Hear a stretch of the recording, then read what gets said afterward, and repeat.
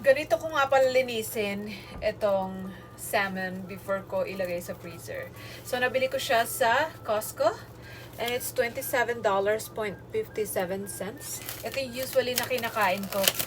Kasi ito lang yung parang fish dito na masarap. I mean, ito yung protein ko, itong salmon. Mahal kasi yung V. So, mas mura ito. So, ito yung afford natin. So, ito yung ipiprep natin.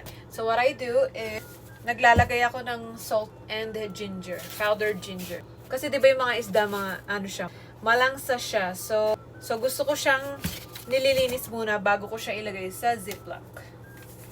So, ginaganito ko lang. Lalagyan ko lang ng salt. So, this is Morton salt. Ayan. Dami na. And then, yung ginger. Ganyan nyo lang. Kasi mabango yung ginger. Saka yung salt, nakakawala ata siya ng amoy din. So, hindi na ako gagamit ng gloves kasi wala akong gloves. Ako naman din kakain ito. So, bakit pa ako magiging maarte, di ba? So, i-massage nyo lang siya. May mga tinik pa siya. Konti. Yung iba. Tanggalin nyo na rin to. Maano siya slimy. Di ba? Slimy siya dito banda. Kayo ba? Nililinisan nyo muna ba yung mga fish bago ilagay sa freezer? Parang Pinas lang, di ba? Pag bumibili tayo sa palengke, hinuhugasan muna bago ilagay sa freezer. Well, ganun yung ginagawa ni Mama. So, hindi ko lang alam kung ganun yung ginagawa niya. So, hihimasin ulit natin siya. Ganyan. Himas-himas. Diba? Nadadaan yan sa himas. Charing. Para hindi bumaho. Ano daw? Himasin natin.